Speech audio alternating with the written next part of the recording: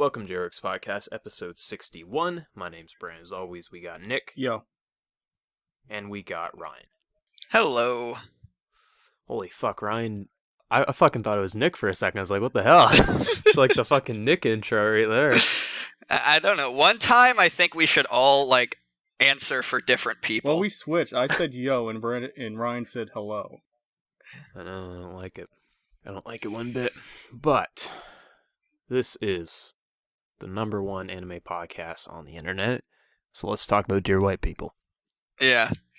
So, the other week there was a lot of chaos on the internet because Netflix dropped their trailer for Dear White People.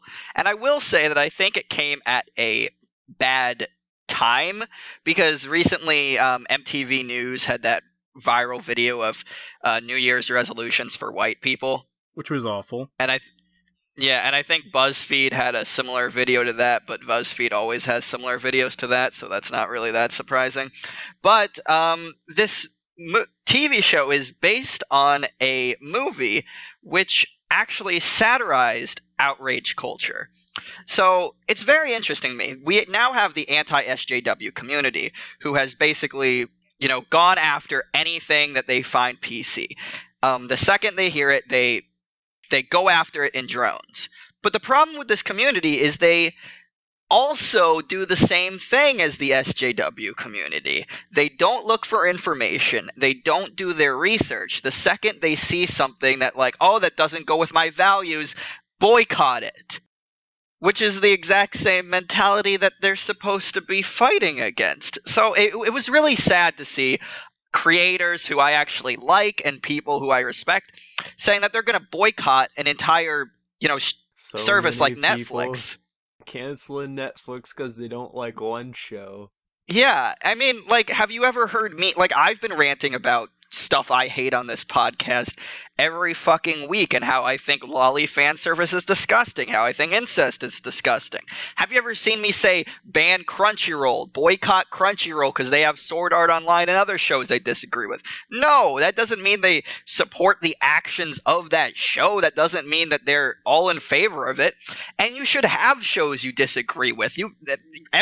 You're allowed to disagree with things. If you're being that much of a crybaby, then you're the social justice warrior. This is kind of like the Milo situation where Milo Yiannopoulos went to do a speaking at a college and people protested Berkeley. And there's a riot. It's kind of like that where people don't like that this Dear White People thing is because they didn't do enough research in it. And they're canceling Netflix because they don't want to support it or fund it with their membership of Netflix. I'm assuming that's how Netflix does it with their original only shows. I don't know, because I'm pretty I don't know exactly. I think Crunchyroll's changed it recently, but I know the way Crunchyroll works is your subscription goes towards what you watch. Yeah. I think Netflix might do a similar thing, but then again, I'm not 100% sure because all streaming services do it differently. But I don't know if Crunchyroll's changed it. I just know a year and a half, maybe 2 years ago, I read an article by the CEO of Crunchyroll who explained how the subscription works, and he says whatever you watch is there's some algorithm that calculates your subscription based on what you watch, and that goes to it. But then again, I think in recent times, depending on how Crunchyroll licenses things, because I think they might now pay an outright fee to licensors, so I don't 100% know. I just know it legally supports the creators. But yeah. And if you are if it is the approach where Netflix funds all of these things, right? If that would be true, then your money is much more likely going to an Adam Sandler film than it is Dear White People, because Dear White People is done on such a small budget. There's no real effects. The stars are very new in comparison to the old movie, because the old movie had a lot more people that I recognize, and that's more of my problem with the new show, is the cast is a definite downgrade. Now, of course, these newbies could totally surprise me. I'm going to give it an episode, but it definitely looks like the budget is lower for this, and there's a lot of Netflix productions that have extremely crazy budgets. Yeah, and generally people are just canceling because they don't like this one show. So they're pretty much for. Yeah, and they're gonna get it back after like a couple months. They're gonna see that their when fucking new show. Stranger Things season 2 comes back, Exactly. they'll be right back. I mean, they always do that shit. It's so stupid. They're just, upset. They didn't do research. They don't really care about actual facts. They just love getting offended. I mean, even at the end of the day, say Netflix did a fucking series on looking at, like, I don't know, like, say they made some sort of show, like a documentary or just something, and say it was pro-fucking Nazi, right? Yeah. Just don't watch that. Exactly. I wouldn't boycott the service then either, and I'm Jewish, unless Netflix on every single thing had fucking swastikas saying, like, fucking Hail Hitler, then yeah, I would stop using. Well, I mean, I don't use Netflix. I get it for like when a new thing comes out, and then I stop paying for it because I mainly watch anime, so it's a waste of $6 a month for me. And like, when Stranger Things season 2 comes out, I get it for a month, and usually by that point they give me another free month anyway. But it's like, even if they had a full Hail Hitler fucking series, I would be like, wow, that's fucked up. Well, that's a series. I just won't fucking watch it. And then I would watch the things, I would.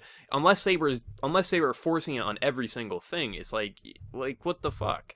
I mean, how many fucking products do you support that use like fucking child labor for it? Exactly. I mean, the whole world's kind of fucked up. I mean, it's an interesting thing to parallel when you're talking about child labor in sweatshops. It's Disney, who has been proven to use sweatshops a lot of times, and was founded by a guy that made a shit ton of anti-Semitic comments, who is now going after a YouTuber that made jokes. Yeah, it's like at the end of the day, it's like this. Political correctness, I disagree with, except when it comes to politics. Because you hold the power of the destruction of the earth in the palm of your hand. Be politically correct. That's it. If you remove that, there is professionalism in certain places where, like, if you go into a store and someone's like, hey, you fucking cunt, I'd be like, well, I might find that funny, but you shouldn't do that. But the whole concept of being offended, it's like you have the right to be offended. You have the right to have your morals say, I don't agree with this. There's certain racist jokes that I wouldn't make because I don't feel comfortable doing them. However, anyone can call anyone whatever. I like to use the word cunt a lot because people really don't like that word, and I just find it funny.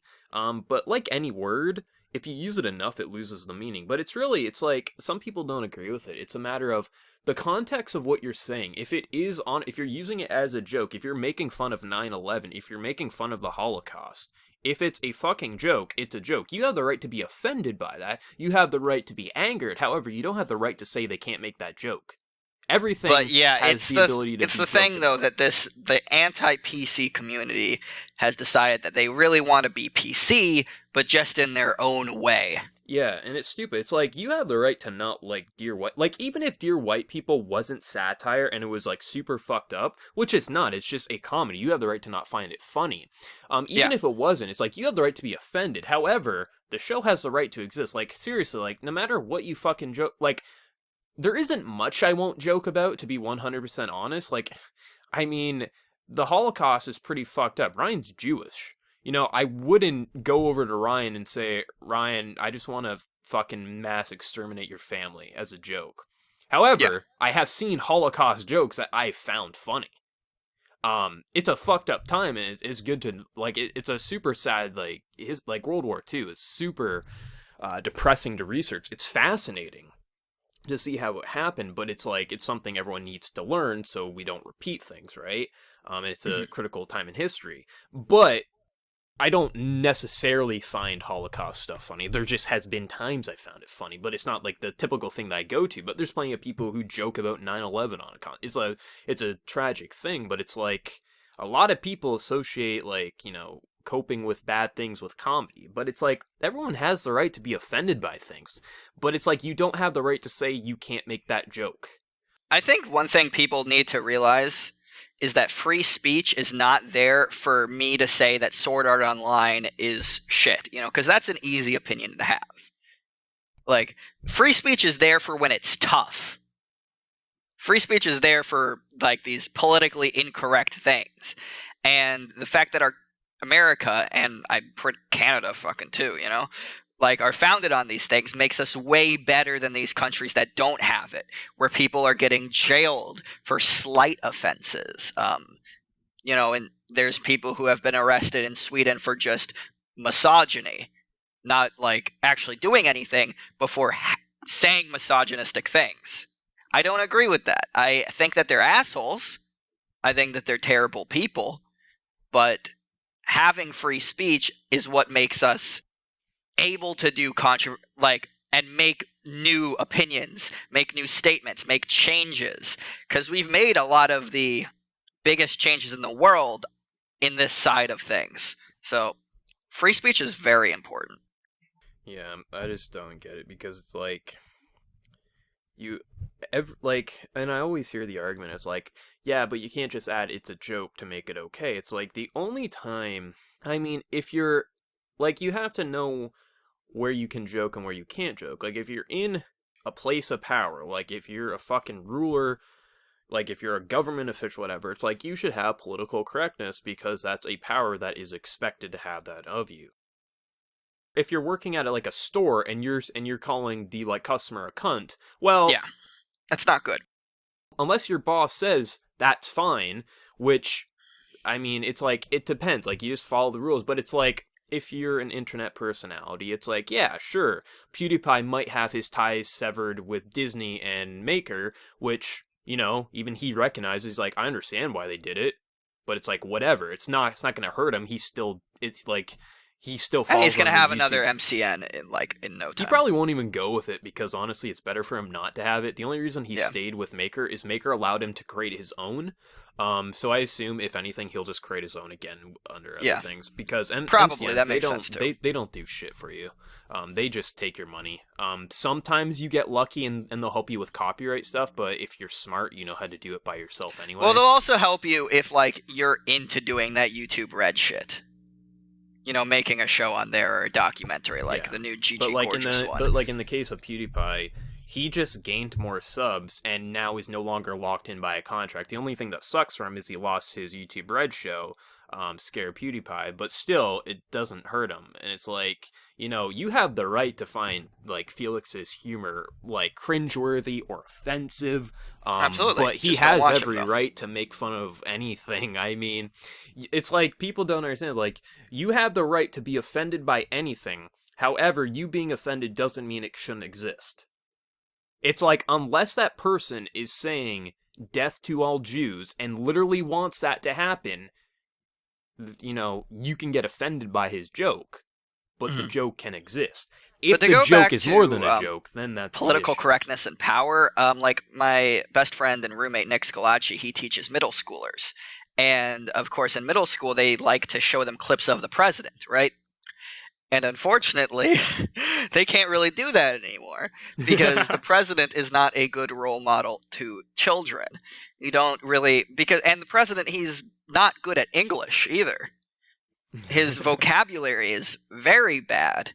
When you're a person who's supposed to be a role model to kids, that's a great time to be politically correct. Yeah. When you're a comedian, say whatever the fuck you want. But I feel like with comedians or comedy in general, it's kind of like a two-sided coin, because you have tragedy on one side and comedy on the other side. Like Romeo and Juliet, people are gonna make fun of their love, and if I remember, they do in that fucking play. But in general, you're free to make fun of anything, and I think if you like going to a comedy show, you gotta turn your insensitivities off, or if you're watching a comedy show, because a lot of people find offensive comedy funny, just like me. That was cringeworthy. I'm sorry for that. Yeah. You're offensive to me, Nick. You're welcome. Nick. Like, some people got fucking offended with South Park the previous season because they started, like, making fun of Trump and made Mr. Garrison into Trump, and it's like, did you not see, like, every single election they always make fun of the current elect? Like when Obama won, like, all of his, like, supporters were drunken rioters in South Park. Yeah. It's like, what the fuck, They made fun of people? Hillary, too. They made fun of John McCain. They made fun of Mitt Romney. But I don't know if you saw that or not, but they said on Matt Stone and Trey Parker came out and said, you know, because they don't have to write South Park for a while, and they write it week to week. So but they said that they can't even really do anything with the current state of America because it's already satire. So there's nothing for them to write. So Yeah. I just found that funny. I mean, I think SNL's doing Anyway, a good I job say we of, move on from this, though. All right, T. But Nick, Yes, Brandon. what have you been watching anime-wise? Wow, great answer. You know, is a great show. It's a short this season. It's done by Studio Milky. But fucking Milky so I'm gonna Animation. pick one that's gonna be the best season that isn't like a sequel or anything like that. I think I'm gonna go with Demi-chan. Really? That's your favorite anime? Well, Gintama is, but I can't really say Gintama. I'm just surprised. I was expecting, like, fucking Free Season 4. Is that airing yet? I mean, we got Super Lover Season 2, but, you know, I didn't really watch that. I don't need you to lie to me. I mean, I'm surprised, though, that you went with Interviews with Monster Girls. Why? I don't disagree that it's a really solid show. I mean, it's definitely one of the most impressive shows, I think, probably in the past few seasons, just because it somehow does real social dynamics better with Monster Girls than other anime do with normal people. I was kind of conflicted because I was thinking of going like maybe Konosuba, Rakugo, Gintama, but I wanted to do something that was new this season, but we have no sequels, not a carryover or anything like that. I was thinking of going Onihei because I really like it, but the problem with Onihei is I felt like it's each episode, it has a lot of the same formula, how it works, and the animation isn't really that great. Well, I felt like Demi-chan is always fresh, changing things up. The animation also is great, and it has social commentary that I think is very important. So I was kind of conflicted about what I wanted to do for this pick, but I just decided with that, because it was either that or maybe Little Witch Academia I was going to go with. Yeah. Man, speaking of Little Witch Academia, that's an interesting beast for me. Overall, it's very well praised. Trigger usually is. But sometimes I'll get comments on my videos for Little Witch saying, like, they don't find it as good as the movies, which I find interesting because literally what the TV is doing is literally what the movies did. Just the difference is you get to see Akko grow. That's the main I find difference. that this works better in TV format, to be honest. Like, literally, like, the episodes themselves, the only difference is you get certain episodes that you wouldn't have seen in the movies, because they're more simple, they're not as spectacle-based, but, that's, like, the difference. Like, I don't really understand it. I've never had someone explain why, they just tell me that, and, I just don't care enough to respond to ask them why. It's like, if you explain to me, I'd be interested, but it's like, I find it interesting just because, like, I really like it. At the start, it was my anime of the season, but, things just changed. Which some people, like, I made a top 5 on Twitter, and people like, what about Little Witch? It's like, I like Little Witch, I talk about it every single week, it's just, the season's strong enough that it's not my favorite anymore, but I think it's really fucking good. I felt like a lot of people think that the episodes are hit or miss. Like, I remember a lot of people complaining about episode 5. Yeah, and I don't understand that, because literally, it's stayed consistent, like, completely consistent. Like, everything that it started out with, it's still doing the same thing. The animation hasn't changed. The creativity is still there. And it's still watching a girl with no magical power who has an idol who is looked down upon in the witch world, who is actually a teacher at their school, and you know she's going to get trained by her, and you know she's going to become a great witch, and you know the general, because it's super simple, you know exactly how it's going to end from episode pretty much 1 or 2, but the point of it is you watch it grow, and you watch a magical fun show. It's a show for all ages kind of a thing, and I don't understand why some people don't, but I mean, it's actually rated higher than the movies, I'm pretty sure, on like my anime list, so it's doing well. It's just, I don't know, people don't really explain. But my favorite reasons, criticism with that is that people criticize it because it's episodic. It doesn't have a general plot through that's going through all the all the episodes. Yeah, and then I'm sure they love Cowboy Bebop though.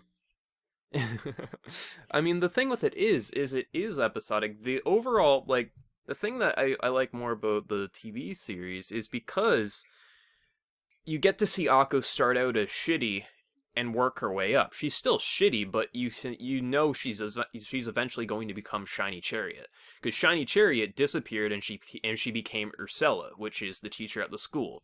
And we know that in the witch world, her magic was looked down upon because it seems like her magic was more freeform and didn't follow the rules. It was more experimental. So obviously something happened there where she gave it up, and essentially Akko is what she was, someone with no power who's going to get a lot of power and become the best witch ever. But it's like, you're watching up to that point with all these, like, with all the Harry Potter stuff. Like, it's literally like, if you remove the danger of Harry Potter in between the movies, because all the Harry Potter movies and books, there's a lot of, like, slice of life, simple, fun, child antics, and then some crazy evil shit, and then they go back to having fun in their school. It's that without Voldemort lurking around. Like, that's what Little Witch is. Yeah, and then the last movies being not as fun, you know, because it's pretty much all the serious shit happens then. Yeah, because, like, his owl gets killed and shit. Yeah, yeah, pretty much everything. But yeah, I don't it's know if Little Witch Academia is ever going to do that. I don't think so. Mainly because, I don't know, I think it set itself, like, both the movies and all the episodes, it set itself up. Like, even when, like, in episode 1, when, like, they're almost getting eaten by this giant plant or whatever, or the beast or whatever, I was like, they're not gonna die. Like, there's no sense of danger, but it's fun, because, like, that's, I mean, people who want, like, a darker series, it's like, go watch Zeta the Last Witch, or go watch Tanya the Saga of Evil, or Saga of Tanya the Evil, you know? This isn't a dark series. It's literally remove the danger of Harry Potter and just keep the magical element and put it into a cute, like, animated form. That's what Little Witch is. But I mean, opinions. I guess. I feel like with using your like 5 to 10 minute rule, you kind of can tell what kind of series you're gonna get in those 5 I know, right, 10 Nick? minutes. I know, right? And everybody's complaining about how there's no central plot. And it's like, you could see in the first 5 minutes about how she's getting to school, what kind of series this is gonna be. This wasn't gonna be a serious drama with schoolgirls who have magic powers. It's almost like Nick should fucking listen to me more often. Fuck. Maybe I'll listen to you about your Game of Thrones predictions, maybe. Funny enough, though, you should start listening. Nick, last season in Game of Thrones, I predicted like 75% of what was gonna happen. I just want to say, yeah, you didn't predict this. I just want to say that, but it doesn't happen a lot. Fuck. But what was I gonna say? Fuck. When I made that video of why the 3-episode rule doesn't work for me, I had to gather clips, and I knew I was going to use Madoka as a clip. And I've only watched Madoka once, including the movie 3, and when I was grabbing, like, the intro for that, I was like, holy fuck, this is even darker than I remember, because, like, the first, like, 2 minutes of the first episode of Madoka Magica, you see her in this dark, distorted world, and everything looks creepy and eerie as fuck, and then she wakes up. And I was like, this is way darker than I remember, because, like, when I watched it originally, like, back in the day, I was like, this seems weird as fuck, but in the back of my mind, I didn't notice anything super eerie until, like, the halfway mark of the episode, but no, the episode, like, the first episode of Madoka, it's literally the most twisted intro for, like, a magical girl series before the genre turned into more twisted magical girl stuff. I found it super funny. I was like, well, that's the fucking image I'm gonna be, or the clips I'm gonna be using to show that. Because, yeah, it's even darker than I remember in the intro stuff. But, yeah. But, Ryan, what do you think is the best anime currently?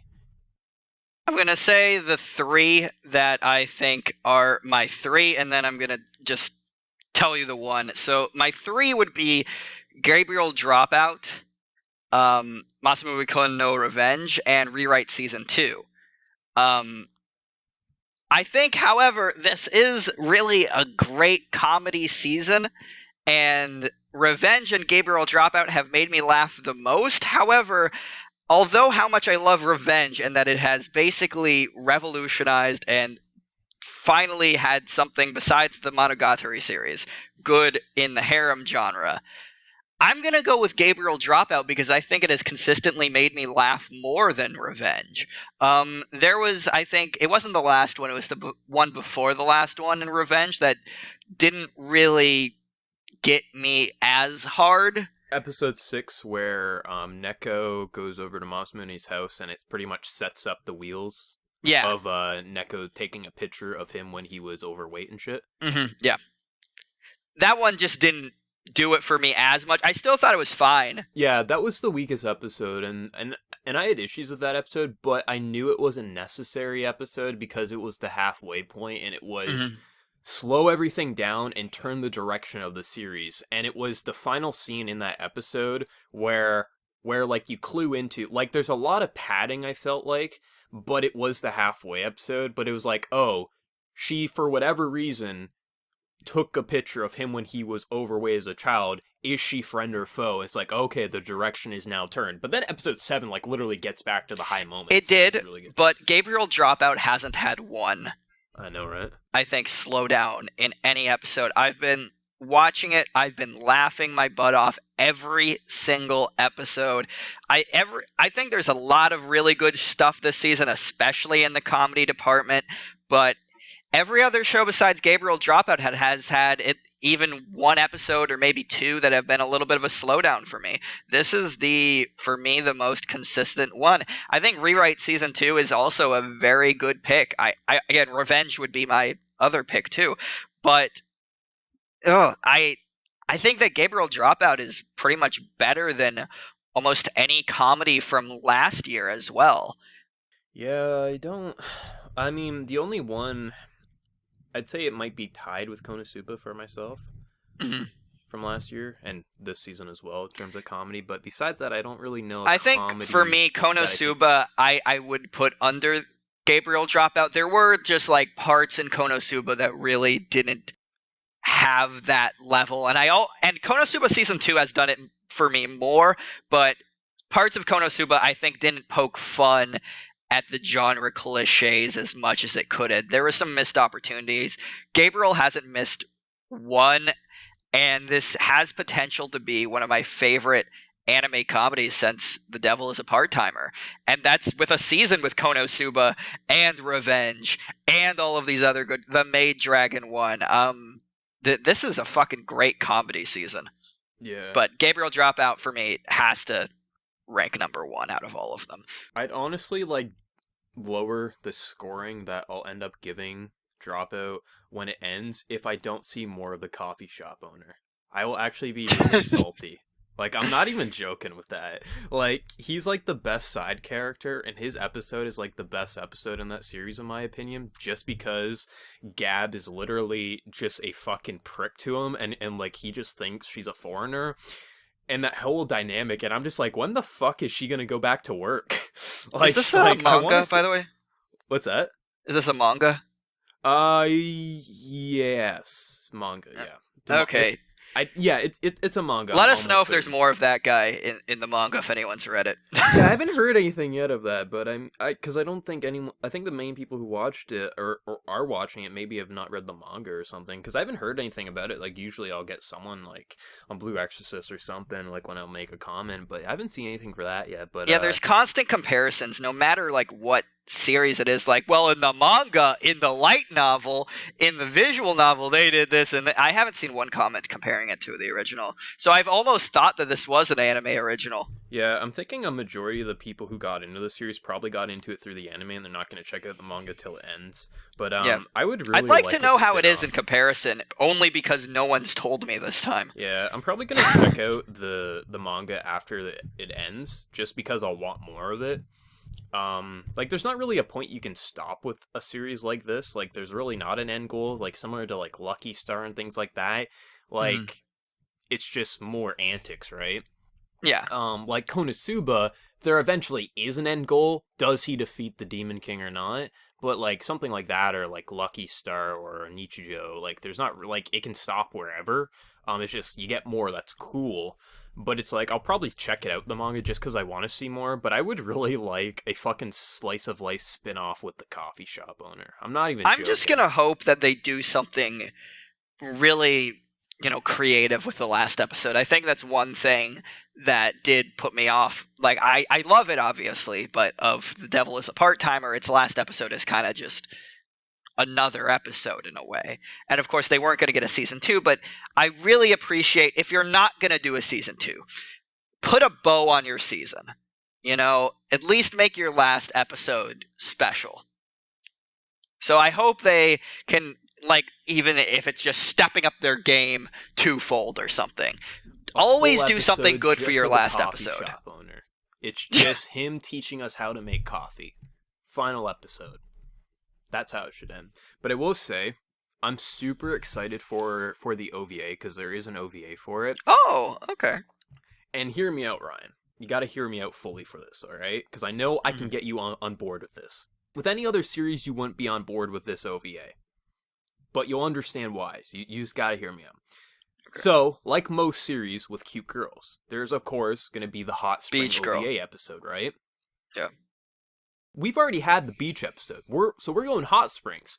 But what makes me excited for this is they have in-content censorship, where the angels have holy light that censors them, and the demons have demon light that censors them. And that's in the writing of literally God and the devil censoring them. And they've made fun of that in the anime. I think it's like episode 3. I think it's Gab, like something like her clothes fall off and she's censored by white beams, and like it's in the writing of like, oh, what is this, like holy light censorship or something like that. And I saw images of Satania with black or purple black demon censorship, and then I saw all of the angels with like white bars, but it's like holy light, and I'm like, you know what? That's actually gonna be a really fucking good OVA, because it's the jokes in the writing that like the Lord and like the devil censor them. And I think it's really fucking funny. So I'm actually really excited for the Hot Springs OVA. I think it's actually going to be really fucking funny because they've already shown how they use it with the writing, and it's literally going to be an episode all about that. Okay, I'll watch it. I thought you were going to tell me something like worse, like I don't know, the Sword Art Online writer took control of the OVA or something. No, not yet. But yeah, that's happening. But I'm actually surprised. I was actually expecting you to go to Revenge. Yeah, really it's just, I mean, I probably would have said Revenge, but I think Dropout just proved it was a little bit more consistent. Yeah.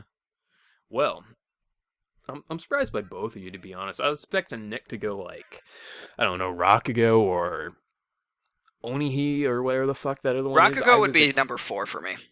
But I'm surprised by both your picks, because I like both of those a lot. They're both in my like top 5, I think.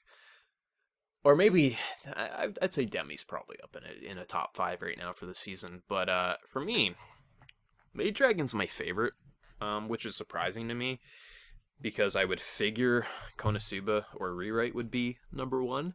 But what I really like about Maid Dragon is I do think it's the spiritual successor to Lucky Star. It helps that the same studio, Kyoto Animation, did Lucky Star and is doing Maid Dragon. So there's similarities in editing and comedic timing and things like that. And I took a look at a couple of chapters of the manga, and I definitely find like Kyoto Animation went above and beyond with some of like the comedic timings for things.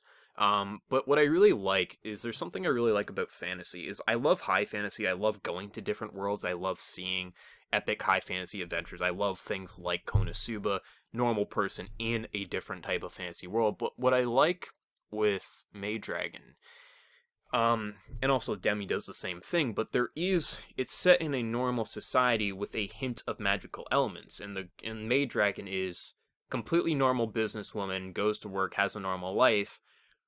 On her way home, drunkenly, she talks with a dragon and tells her, "You can live with me." This dragon has been tormented by humans all her life, so she's super fucking happy. She's hungover the next day. She now has a girl who dresses up as a maid who is half dragon. Well, she is full dragon, but she looks half dragon, half human in her human form. But the whole concept is it's slice of life, multiple, exactly like Lucky Star. There isn't an overarching goal. It's each episode you have like 5 or 6 comedy based scenes per episode. It could be Toru the dragon and Kobayashi going to buy supplies. It could just be a 10-second gag of Toru waking up in the middle of the night doing something stupid. But it does a lot of like that Lucky Star thing where it cuts to multiple things nonstop. There isn't an overarching plot. There, like, the most overarching thing is there is like a romance element to it, because Toru is madly in love with Kobayashi. Like, she 100% wants to bang the fuck out of her because she like literally is in love with her. But besides that, like, there isn't an overarching plot. But it's like there's multiple dragons. We have Fafnir, like the most emo depressed dragon, who literally talks about bringing the destruction of Earth at any given moment. And that's like a common theme throughout the series, is all of the dragons would just imply that maybe they should just eradicate all these humans because they don't like how things go on. And it's like this, and I really like that type of comedy, because it's like, we have all these nice cute moments, and then a dragon just subtly says, what if we just kill these humans? And then it gets toned down because, like, Kobayashi will, like, come in and say, Toru, just stop. And then she'll kind of snap back into it. And there's a lot of comedy like that throughout the series. And I like all the dragons. They all have their unique flair to them. And, like, I like how they use fan service, too, with this series. I feel like there's something with the design and writing that makes it feel different and makes it feel funny. It makes me, like, laugh, not cringe. Like, I feel uncomfortable watching this. I laugh at it, but there's something, like, really special. It's like, and I really like Lucky Star. Lucky Star is one of my favorite anime. I think it's super fucking funny. I think it's simple, but gets the job done. And this is the most Lucky Star edited and structured thing, I think, since Lucky Star.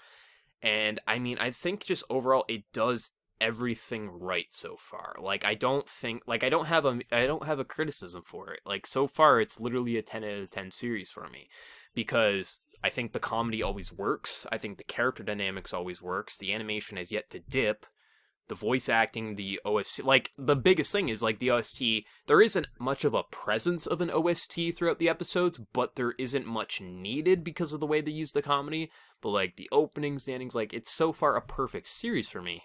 And it's just, I haven't found a comedy series since Lucky Star that I think does it this well.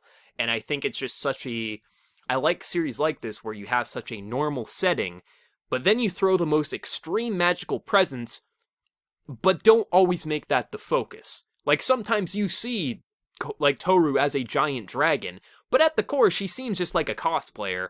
But then they'll say, you know, what if I just kill all of these humans in the apartment complex because they're annoying Kobayashi when she's trying to sleep? And it's like, I love that. Because they don't use the crutch of them all being dragons as, like, their main source of comedy. It's like the element, but it's more of, how do these dragons decide to live in this world, because humans always have wanted to kill them, so let's see how they merge with normal society. And I think it's really, really fucking good. I think it's intelligent writing with how they do it, and I have yet to find a dip with it, and they somehow balance multiple characters well, similar to Lucky Star. My biggest dip was the first episode. I think that was the weakest. I think I think I came on the first episode and I said it was fine, you know, like I'll give it a second episode maybe. And I thought the second episode for me was way more funny. I think this has gotten better as it has gone. I don't think the start was as strong as where it's gone.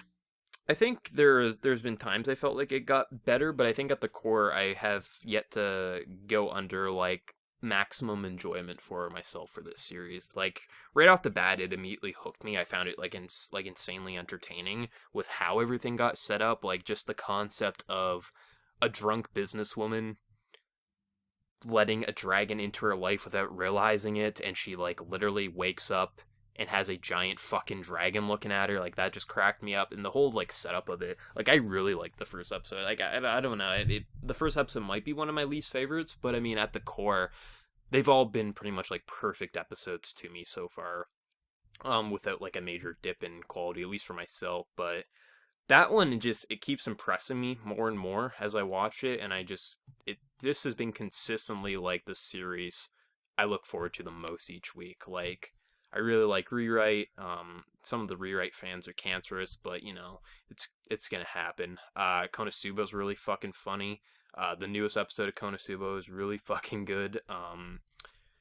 But Maid Dragon to me has been the most consistent because it's doing such it's a style that I don't think is used enough with how they like Demi does the same thing in normal setting and then they just have a sprinkle of it, but I think just how they're doing it with Maid Dragon is better. But you both pick series that are really good in my opinion. Like Maid Dragon is my favorite. I really I think Interviews with Monster Girls impresses me in some ways the most out of the season because I think it's crazy that this wasn't done before, and also how does this work? But of course it works because it is, let's show how negativity in society work with things that are different, but instead of doing it with race or gender or religion or belief, let's do it on demis. And if they just weren't a normal thing, they do exist but they're not constantly around. And in terms of Gabriel Dropout, that's literally just Himoto for me, and I love Himoto. But I don't know if I wanna side with one of you or if Nick's gonna end up siding with one of us, because we're gonna pick a winner for this cast of what is the JWorks podcast victor of the best current anime airing in winter 2017 as of right now. I don't know if I want to change my answer or not. For myself, I like Maid Dragon more. But fucking Nick picked a good one. Fucking Ryan picked a good one. So now I'm contemplating if I should just side with one of them. I don't know. I don't know if I want to side or not. Because I was expecting Ryan was going to say Masamune. I was going to say Maid Dragon. Nick was going to say something. And Nick would side with one of us. But I'm not sure if I want to side with one of you. Because I think they all equally do something. I mean, I think we can just tie it. No, we always tie it. This time we are going to pick a victor. We always tie it. Okay, Nick, let's just see, if all of us vote for siding with one other person. Nick, who would you vote? Maid Dragon. Brando, who would you vote?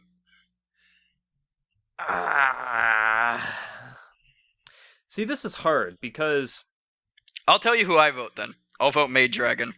Because, if I was to vote against myself, right, I would think I would go with Nick, not because I enjoy Interviews with Monster Girls more, but I appreciate it more.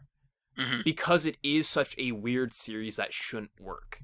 I was expecting a more low-key version of Monster Musume. Just without as many scenes that make me squirm. Yeah. But instead, I got one of the most cleverly written series, and I think a series that portrays human emotions better than series without Monster Girls in it. I have more fun with Gabriel Dropout. I laugh at that more. I have more fun with it, and I anticipate it more, but I appreciate Interviews more. But then again, I appreciate Maid Dragon more than both of those, and I laugh more with that one myself. So I'm gonna stick with Maid Dragon for myself, though. So that's all three. All right. Then for the JWorks podcast, victor for the first half of the season at least. Granted, it could change depending on how everything wraps up, but currently we're going to say Kobayashi's Maid Dragon is currently the best airing anime from the winter 2017 anime season. I'm gonna say my biggest surprise is Rewrite and Konosuba not getting votes. Yeah, they're both really good. The most recent episode. Did you watch the most recent episode of Konosuba? No. It's pretty funny. It's pretty fucking funny. There is some solid dick jokes in that one. That's all. This is a really good season, though. I think awards time will be a little contentious because there's really good stuff in almost every category to vote on. Yeah, there really is. But I think though the newest episode of Konosuba is one of the best episodes of Konosuba so far. They have just the perfect dick joke somewhere in the episode, and it just cracked me the fuck up. Oh, that part was so funny. Yeah, it's let's just say Cosma has a rough time in that episode. I'll say that. The balance of humor of like sometimes they all get fucked over, and then sometimes it's just Cosma who gets fucked over. They're doing a pretty good job of the balancing of this episode or this season of it. But yeah, the season overall is really really fun. Like I love this season. I love the comedy, but it's like already like spring even looks even more insane. This portion of the podcast is done, and Nikki Boy and Ryan are going to talk about the Oscars. So nothing will change for the people listening, but my voice will no longer be here. So we'll catch you next week, or at least I'll catch you next week with whatever the fuck we're doing. Because Nick is bound to say we're gonna do one thing and then twist it, and then I'll learn that we are doing a first impressions for like fucking winter 2018 probably, and I'll be like, what the fuck is this? But I guess we'll end this shit now, and we'll move on to the Oscars. So fuck you, Nick, and I'll see you next week. So let's end this shit. Okay, this is the Oscar portion of our podcast. Before I mention the categories Orion does, I want to mention what made it into this list of what we were in choices. They might not get an award, but there are certain movies from 2015 that we count as 2016. For me, at least, it was, if the movie was a limited release in 2015, but we did not get over here in 2016 like Boy and the Beast. Yes. Or if it only had like, what do you call it, a film festival, or just like, it only like showed in like New York or LA limited during the Oscar runs or something like that. Yeah, that's the thing. If you couldn't see it as an audience member in 2015, that your only chance of seeing it is in 2016, then to me it's a 2016 movie. Yeah. So there's that, and we're gonna go through the different categories, give our predictions. I watched about 115 2016 movies, and Nick watched about 154. It was 156 for me, 155 for you. Yes. So we know our movies from this year. Unfortunately, I don't think either of us really got as big into the documentaries, the shorts, or the foreigns. So we're not going to be as good on those categories. But besides that, everything else, we have pretty much watched everything. We'll say if there's something we didn't watch when it shows up, but I couldn't go to the movies as much as Ryan, so a lot of the December and like November movies I couldn't see. Mm-hmm. And we're also gonna add, like, if we don't think something deserves to be nominated for the Oscar, we're gonna put on what we think should be there instead. Yeah, what we think got gypped, basically. Yeah. So let's start off with the number one most important category, the one everyone's gonna be talking about. Best Picture. So we have Arrival, we have Fences, we have Hacksaw Ridge, Hell or High Water, Hidden Figures, La La Land, Lion, Manchester by the Sea, and Moonlight. And the first thing I want to say is that there are 9 Best Pictures this year. The Academy has the choice every year to go from a minimum of 5 to a maximum of 10 movies for Best Picture. Personally, I'm going to start off by saying I think that they should have done 10 Best Pictures this year. I think that there were enough really good movies to have 10. For me, though, there's one of these 9 that I don't think deserves to be here.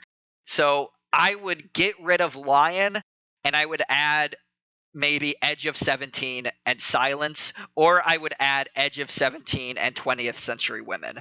I think any of those 3 definitely deserve it more than Lion. I would love to see Swiss Army Man there, but I know Swiss Army Man didn't have the recognition and the praise to be there.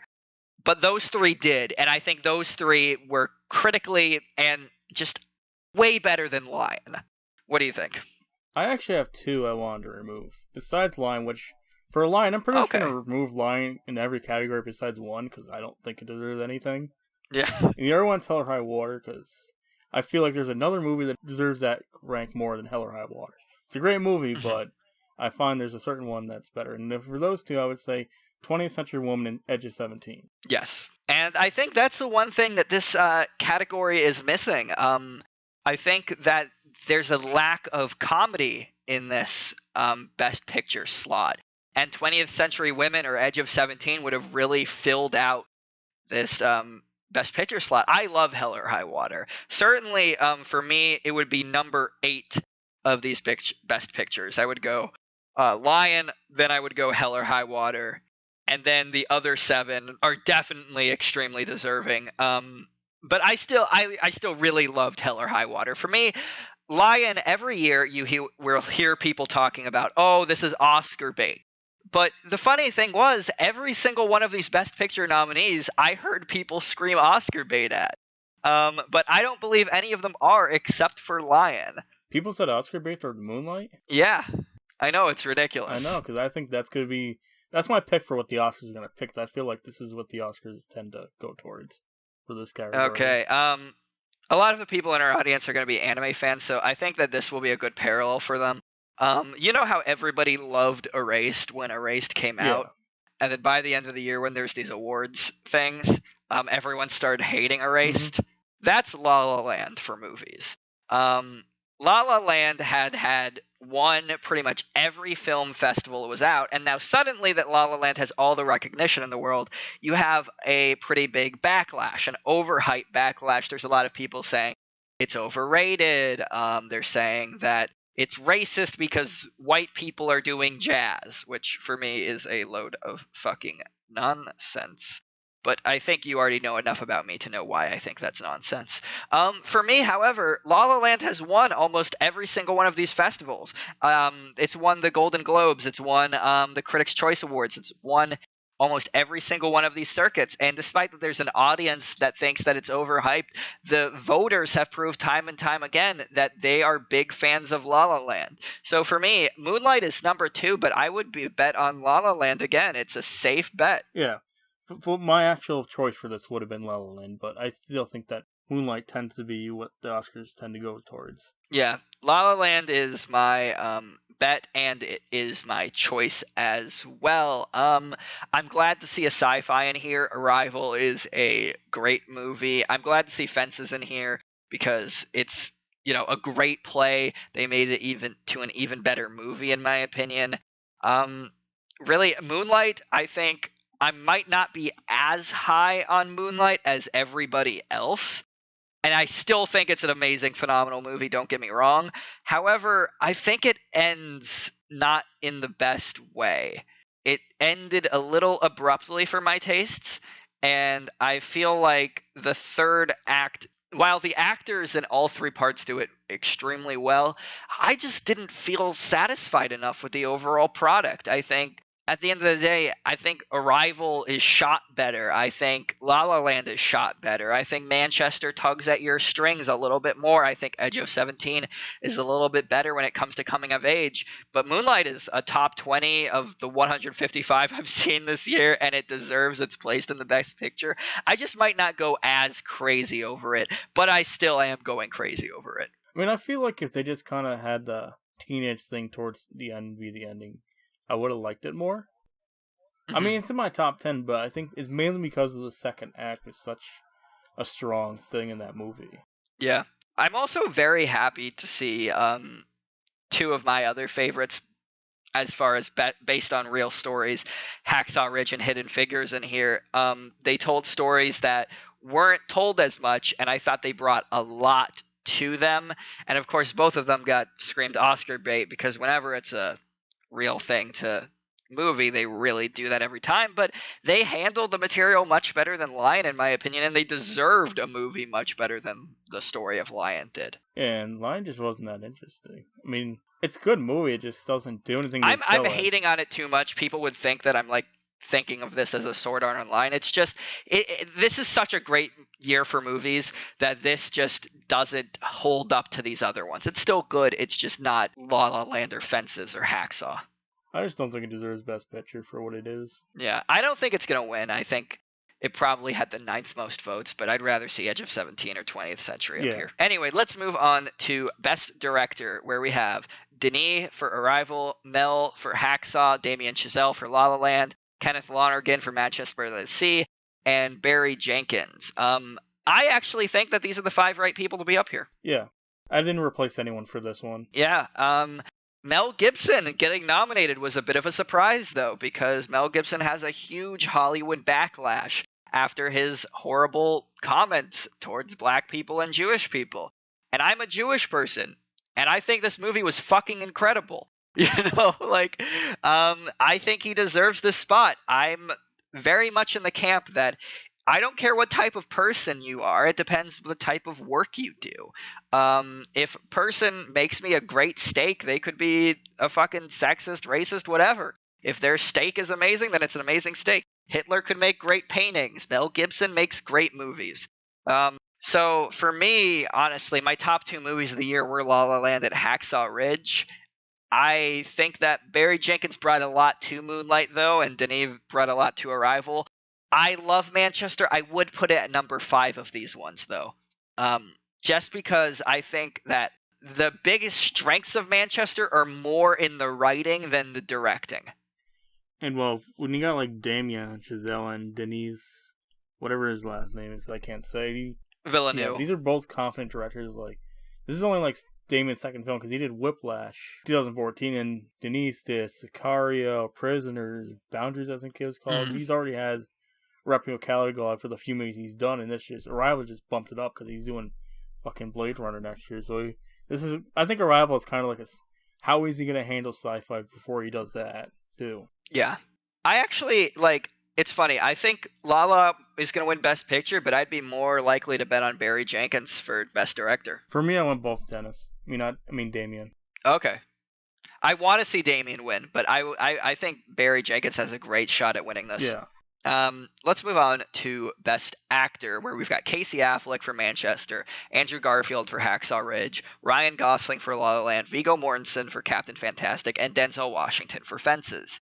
There's going to be some interesting stuff here because, one, Casey Affleck has won a lot of the Best Actor awards thus far. However, there's a lot of controversy to his name right now, and it's more fresh than the Mel Gibson stuff because there was a sexual harassment charge against Casey Affleck, and there's been a lot of stars like Constance Wu saying, how dare Casey get nominated. Again, I don't give a fuck, but I'm wondering if this will affect the votes in some way because I think Casey was a dead set guarantee to win this category, but some of this might shake up stuff. I believe that Casey, Andrew, and Denzel are the 3 that I believe deserve this. I think Andrew Garfield was my favorite performance of the entire year. However, I didn't think that he could win this, but with the Casey stuff, he's got a better chance now. Yeah, I went with Andrew. Yeah. Do you think Andrew will win it, or do you think it's just that you want him to? I want him to win, but I feel like Denzel Washington will probably win it. Yeah, I think Denzel is going to take the votes that were going to go to Casey.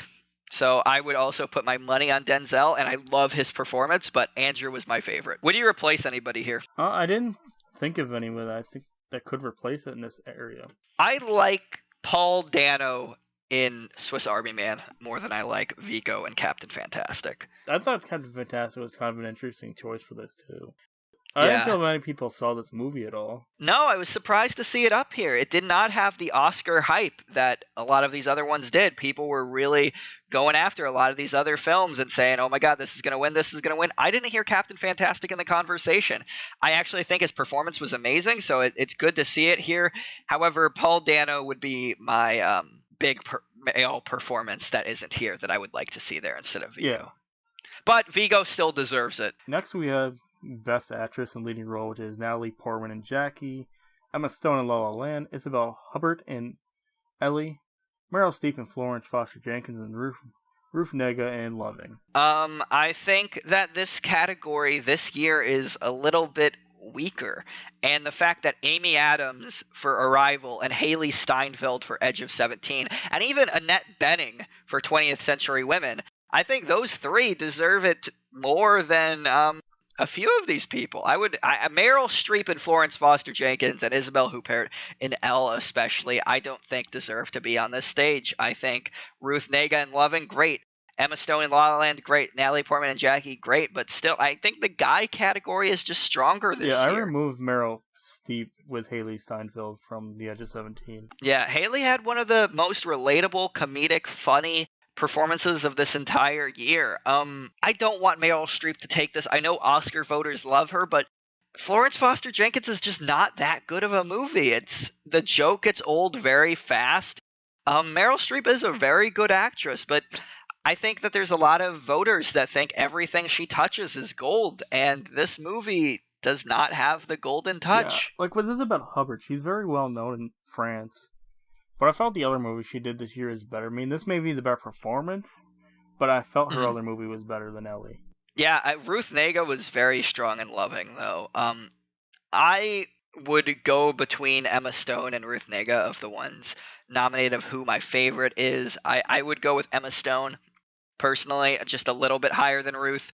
But who I think will win, I think I'm going to still go with Emma Stone. I went with Ruth and Emma Stone. Yeah, those would be my top two. However, if Haley Steinfeld was here, she'd be my favorite. Yeah. Let's move on to Best Supporting Actor. We have Mahershala Ali for Moonlight. We have Jeff Bridges for Hell or High Water. We have Lucas Hedges for Manchester by the Sea. We have Dev Patel for Lion, and we have Michael Shannon for Nocturnal Animals. Let's start off with Dev Patel. Do you think he deserves to be nominated for Best Supporting Actor? No. Because he's the main character of the fucking movie. Plus, there's this guy named Daniel Radcliffe. He did something called Harry Potter. He was pretty much a boner the whole movie for Swiss Army Man, and well, he was great.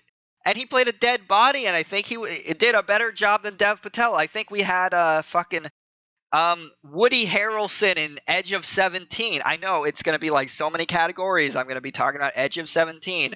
But really, Woody Harrelson and Haley Steinfeld had the best chemistry. Well, maybe, but some of the best chemistry this year. And I think I would love to see either Woody or Daniel here over Dev. However, of the people who are here, Mahershala and Michael Shannon really stole the show when they were on screen for Nocturnal. I want Michael Shannon. Yeah, Michael Shannon, like, honestly, I love Nocturnal Animals, but I would even rather watch an entire movie based on Michael Shannon's character. He was just that captivating every single time he was on screen. Who I think is going to win, though, is Mahershala. Yeah, I went with Mahershala, too. Yeah, I think he'll win. I'm completely happy to see him win. I prefer Michael Shannon, though. What is next one for you? Because I think it's different for me. Best Supporting Actress. It's different for me, but okay. Let's do that. I'll just name them then.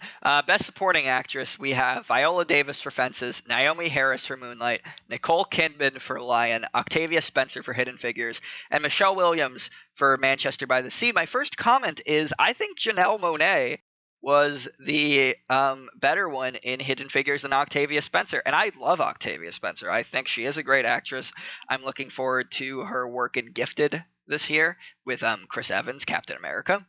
However, in Hidden Figures, Janelle Monáe stole the show. Let's get rid of the line again, because...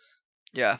Teresa Palmer Hacksaw, just saying. Absolutely. Yeah, I would love to see Teresa Palmer up here. I think she was incredible.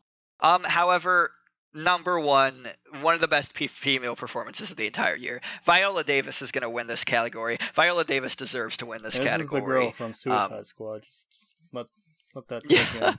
And she killed it.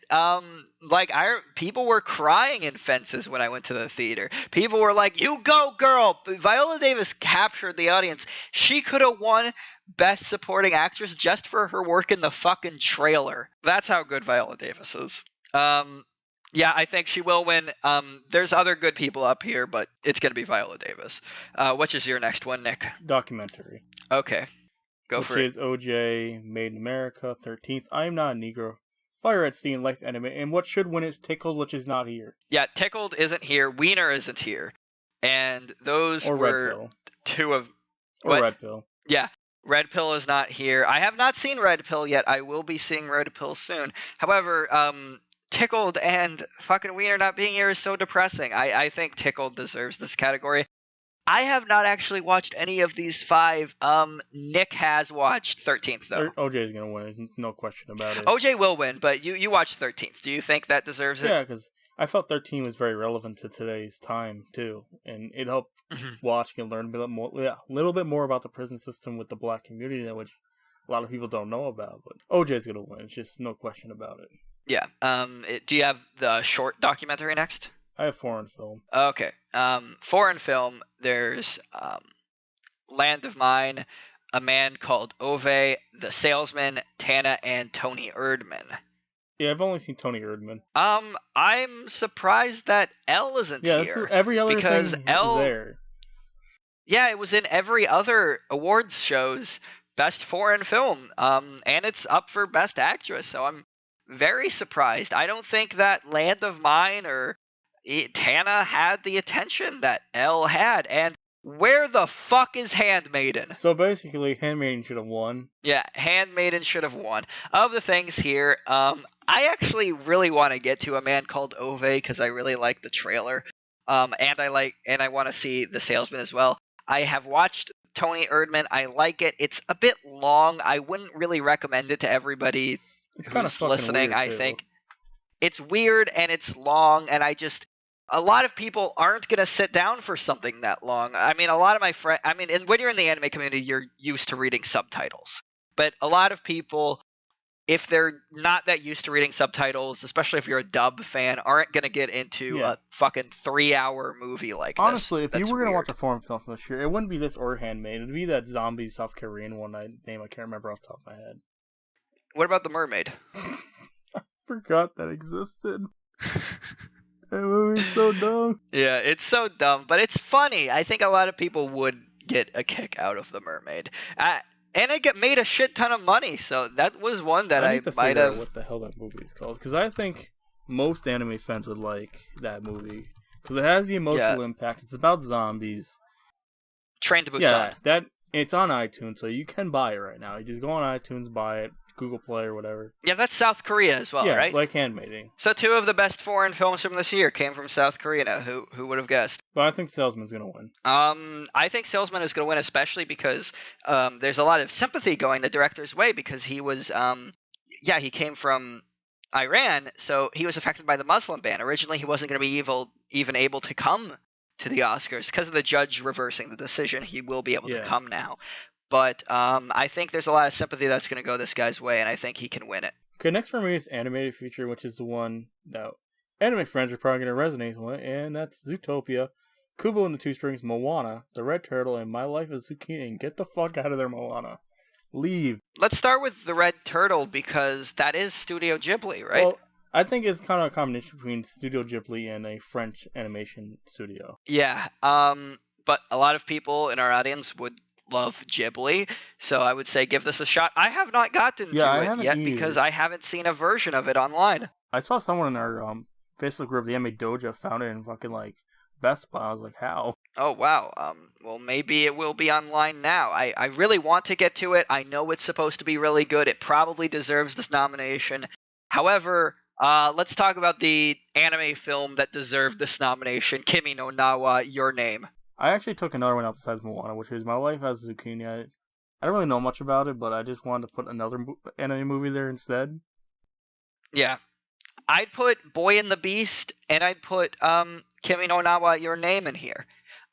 They both really deserve it. Let's talk about Moana for a second, and why this thing should get the fuck out. Yeah. Well, it's Zootopia. Zootopia had very good themes. It was a risky Disney movie. Moana is just what we usually get. Moana is every other Disney princess movie. It's it looks prettier, and it's I mean Dwayne the Rock Johnson is cool, and the songs are fun, but there's nothing new here. It's the same repackaged story again, and it's fun, and I liked it. It's funny, it's good, it's a fun watch, but there's nothing special to it. Zootopia is special. Kubo and the Two Strings is the best stop motion work ever. Not just like of this year, of the last set, ever. Kubo is fucking gorgeous. But, Kimi no Na wa's animation is gorgeous. Boy and the Beast's animation is gorgeous. Zootopia doesn't have... Moana doesn't have anything on anything else in this category. It doesn't have it on The Red Turtle, and I haven't even watched that yet. I liked Moana. It's just... why is it here? Yeah, it's a good Disney movie, but I don't think it deserves this category. It's kind of like that one year that I think Finding Nemo or won this award or something. It was one Pixar movie I think didn't really deserve it. No, it was Brave. Oh, Brave won, yeah. I think this movie is better than Brave, to be fair. Yeah. It's fun. It's a fun movie. I recommend Moana. But if you do watch Moana, just saying, the chicken is the best character in the whole thing. Did you get to Rogue One yet? I haven't. Okay. Well, the guy that voices the chicken voices the robot in Rogue One, so he plays some of the best comic characters in both the Disney princess movie and the Star Wars movie of the year. All right, so I picked Kubo and Oscar is Zootopia since they just go hard on for Yes, Disney. Kubo is my favorite. Zootopia is going to win. Next for me is Best Adapted Screenplay, which is Moonlight, Arrival, Lion, Fences, and Hidden Figures.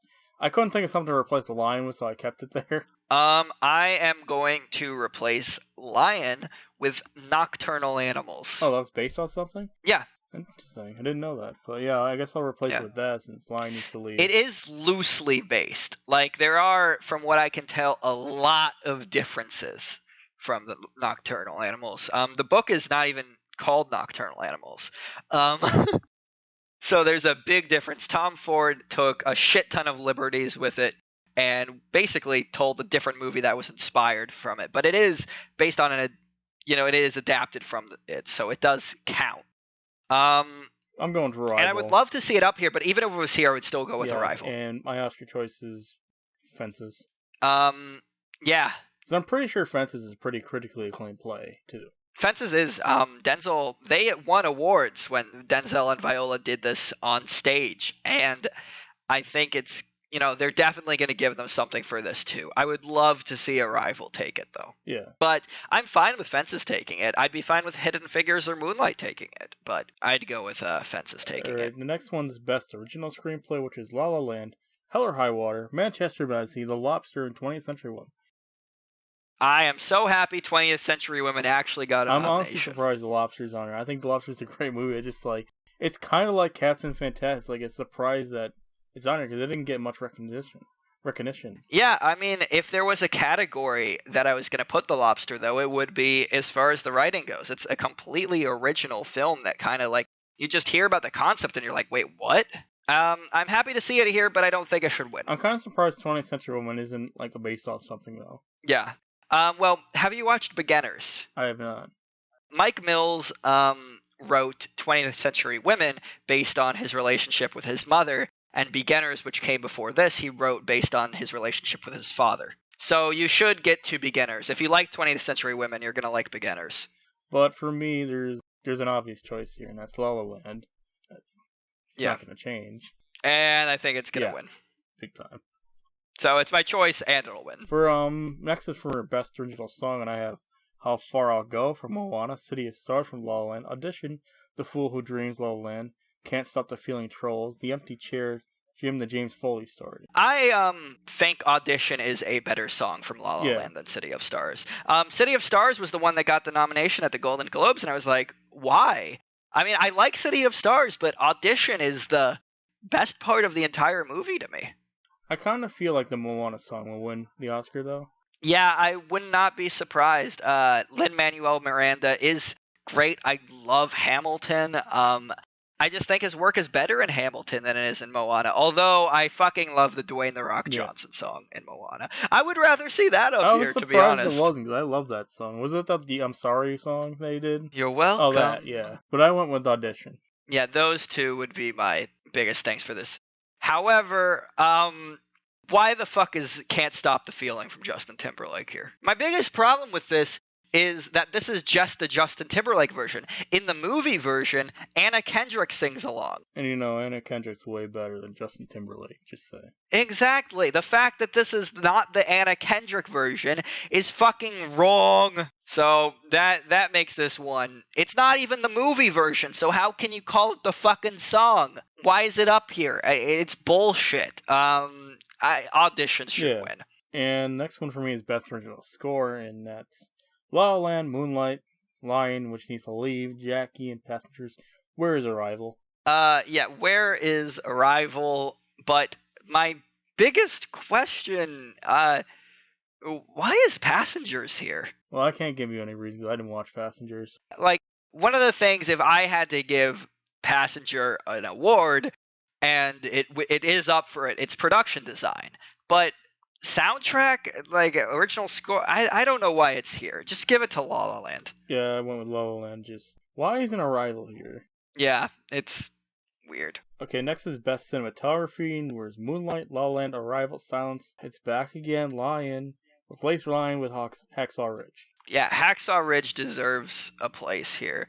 Silence has some of the most beautiful shots of the entire year. Moonlight has some great stuff. Arrival has some great stuff. La La Land has some great stuff. I'm gonna go with Yeah, I Arrival did for too, this, to but be I honest. feel like La La Land's gonna win. Yeah, and I think that I'm glad Silence got the nomination, but Silence has gone pretty ignored from this year, and I would love to see Silence win it just so it can get Which some is surprising because this is Martin recognition. Scorsese, which is considered one of the best directors. Yeah, I don't know why this one hasn't made it. I think part of it has to do with the time it came out against too many big hitters. I think the advertising wasn't that good for Silence. Yeah. And this is also his passion project too, which you would think get more attention. Yeah, which is weird. You would think. I think the studios didn't have as much faith behind it selling well, and they didn't. I mean, push Silence it as is hard. basically a Kurosawa movie. Yeah. Which is like, why didn't this get more attention? Like a Kurosawa is considered one of the best filmmakers. Period. Mm-hmm. All right, next is best production design. We have La La Land, Fantastic Beasts and Where to Find Them, Arrival, Hail Caesar, and Passengers. This is a weird one. I would love to have seen maybe Love and Friendship up here. Yeah, that was a great production movie. Yeah. So I would honestly, I would remove. I would remove Fantastic Beasts and replace it with Love and Friendship. And if Love and Friendship was here, I might want it to win. I'm actually gonna give this to Hail Caesar, even though I don't like the movie. Yeah, I liked Hail Caesar a lot more than Nick. And I would like to see it win. I don't think Arrival deserves this award as much. Yeah, I still feel like La La Land's gonna win. Yeah. This is the fun one. Best visual effects: The Jungle Book, Rogue One, A Star Wars Story, Doctor Strange, Deepwater Horizons, and Kubo and the Two Strings. One of these things is not like the other, and it's Deepwater Horizon. Yeah, this is just weird. It's like giving Michael Bay the category. But I want to see Doctor Strange win this. I think it's some of the best 3D work that's ever existed. It's like Inception on crack. That movie's a fucking trip. I mean, it's like Inception if you're doing LSD. That's a better one. Yeah, and it definitely deserves this category. I'm all in on Doctor Strange, although I have a sneaking suspicion that Jungle Book could take it. Jungle Book or Rogue One. All right, what's next? Best costume design, which we have La La Land, Fantastic Beasts, Florence Foster Jenkins, Jackie, and Allied. Again, where is Love and Friendship? And why is... Oh, wait, actually, Florence makes sense in this category. Yeah, Florence, this is a fine category for it to be in. I have no real At least Line's not here. beef with it. I think Allied is a decent category for this, too. Of these ones, I'm gonna go with Jackie. I'm gonna go with La La Land.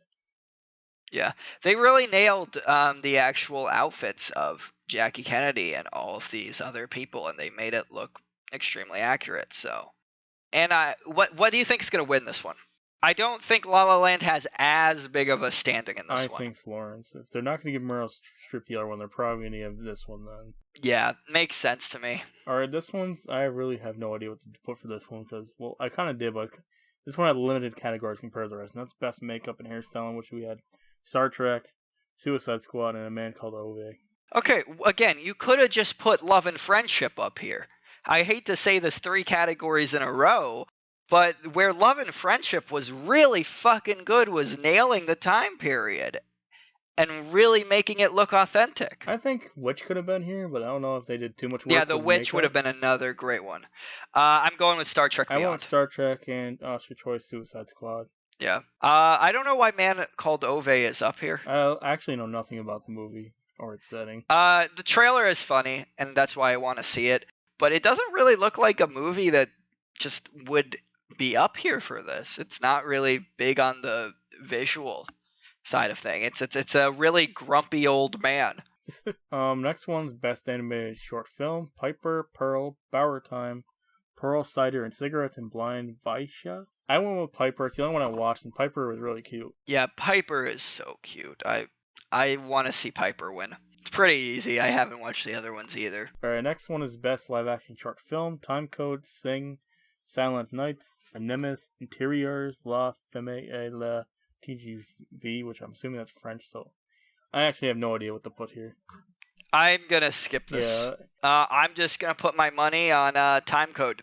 I'll just say that even though I have no idea what any of these are. Yeah, me neither. I'm just Time Code. Next one is Good luck. Best Documentary Short. Subject, White Helmets, Extremis, Watani, My Homeland, 4-1, Miles, and Joe's Violent. I didn't see any, but I'm just going to put the White Hornet. I didn't see any of these either. What are you putting your money on? White Helmets. It's kind of relevant now anyway. Okay, I'm going to challenge you. I'm going with Extremis. Oh, here's a fun one. Best Film Editing, La La Land, Moonlight, Hacksaw Ridge, Arrival, and Hell or High Water. What would you go with here? I'm kind of conflicted between La La Land, Moonlight, and Arrival, and Hacksaw. One of the things that I saw Your Movie Sucks mention on Twitter is that he doesn't understand why film editing is a category. I don't know.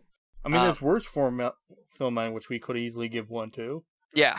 Suicide Squad. That was terrible. I think that the editors do deserve the credit. I think that this is a very hard one to pick out. Like, Your Movie Sucks mentioned that, you don't see what's on the cutting room floor. I just don't pay attention to editing as much unless it's, like, major something, like fucking Suicide Squad, since it was really bad. Yeah, I'm gonna go with Moonlight for this, and I would possibly put money on Moonlight, because it wasn't a 3-act structure and they made it flow very well. I think they had one of the hardest jobs when it came to editing, and they made it work. I feel like each act was each part of his time period in his life. Yeah, and they made it work, so I'm gonna go with it, but I'm not. I can't really talk about the editing as much. That's just not my field. I went La La Land, but I'm assuming Moonlight would win. Next one is Best Sound Editing, La La Land, Hacksaw, Arrival, Sully, and Deepwater Horizon. I assume that this is where Deepwater really succeeded. Yeah. But Arrival was fucking amazing here. Sorry, Mark Wahlberg. Are you surprised to see Sully up? Yeah, I was. Kind of random, to be honest. Yeah. I don't really think it deserves to be up here, but I can't really think of what I would replace it with right now. I'm going with Arrival. And I'm assuming Oscars will pick Arrival for this. Yeah. This is last, before we do our own categories, which is Best Sound Mixing. We got La La Land, Hacksaw, Rogue One, Arrival, 13 Hours, Secret Soldiers of Bangzai, which I probably said wrong. Benghazi. Oh, wow, that's really bad then. Especially because it's been in the news in the last election. Yeah, so much. Big fail, Nick. Sorry, I went with Arrival. 13 Hours is a Michael Bay movie, so why the fuck is it here? How dare they nominate a Michael Bay movie? I'm very disappointed in the Oscars for this, but tisk, tisk, tisk, whatever. I'm sure the sound mixing was fine and, like, acceptable enough. Arrival deserves it. And I'm assuming the Oscars went La La Land, because it's a musical. Yeah, which is fine. Again, La La, Hacksaw, and Arrival are fucking amazing films that would deserve this. And that's it for the Oscars. Let's talk about the Razzies for a second and just the worst movie of the year. Yeah, let's just go through the Razzies and see what we think is going to be each one. Well, no, let's not do the whole Razzies. Let's just say what we think should be the worst movie of the year. Neil Breen obviously deserves Best Movie of the Year for Pass Through. Oh, God. Batman vs. Superman is really fucking bad. However, it's not the worst. There's Norm of the North. Yeah, but there's a worse anime movie. There's The Adventures of Panda Warrior. With our buddy Rob Schneider, who played the protagonist in both of these movies. There's Get a Job. Which should have been stayed on the shelf. Yeah, there's Cell. There's Max Steel. But the worst movie of the year, which was reviewed by I Hate Everything, is Shark Exorcist. Good fucking God, that is an atrocious piece of shit. No one should ever see that. That might be the worst movie ever created. I can't believe that exists. But right under that, I would have the worst movie that was released in theaters this year, Dinesh D'Souza's Hillary's America. Oh my fucking God, is that terrible. I couldn't sit through the whole fucking thing. It was that bad. Dinesh D'Souza is just like, he starts recreating scenes of slavery where people will rip their slaves while saying, I'm a Democrat. It's fucking atrocious. He doesn't know his history. He doesn't realize that the Republican and Democrat parties practically switched places. And really, I don't even fucking like Hillary Clinton at all that much, but he somehow turned her into likable by comparison. The MVP of that movie is Obama, since Dinesh D'Souza blames Obama for him going to prison at the beginning. Dinesh D'Souza is such a horrible actor, he can't even act as himself. And he's up for almost all of the Razzies, and he deserves them. Fuck you, Dinesh D'Souza, you piece of shit. I think another bad movie, which we should mention, is Cities of Egypt. That's just... Oh, Gods of Egypt. Yeah, that was just... Oh my god. That is some of the worst visual effects of the year. That movie is just so stupid. It's stupid. The acting is atrocious. The visuals are atrocious. It thinks it's so good. The soundtrack is like booming and epic, but nothing epic is happening. It's such a bad movie. Before we move on, we gotta mention the worst parody of all time, 50 Shades of Black. Good fucking god, that movie is drink bleach worthy. I mean, it's by the same people that did A Fucking Haunted House. Both of them. Yeah. You know that they're coming up with like a fucking Star Wars parody movie.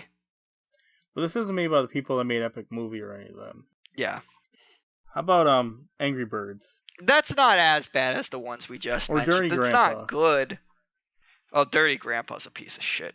Anyway, what was your other like better categories that you wanted to come up with? Well, let's do Best Comedy, since I honestly don't know why there's no Academy Award for this. I don't know why. I mean, the Golden Globes like to split it up in drama and comedy, and that gives them a lot more room.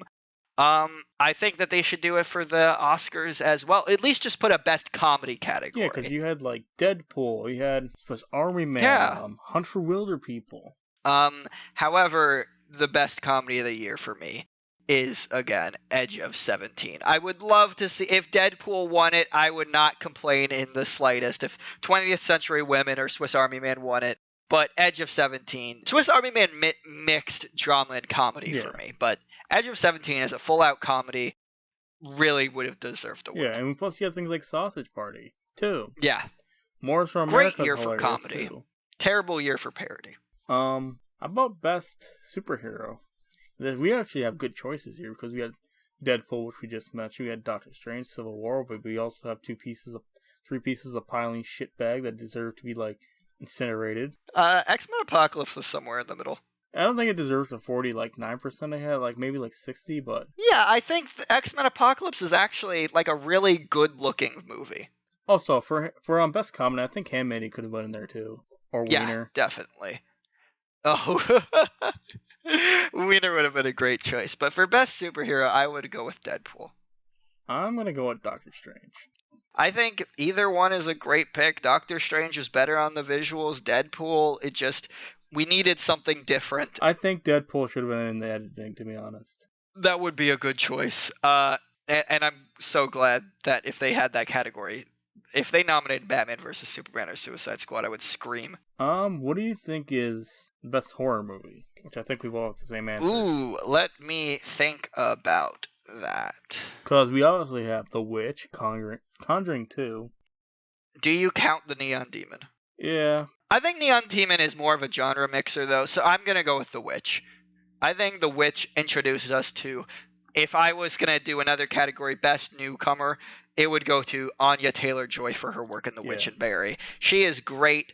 Even in Morgan, which Morgan isn't as good of a movie, but her performance in Morgan really sells it. Yeah, Morgan, The Witch, and Barry. Anya Taylor-Joy steals the show every time she's on screen. From 2017, Split.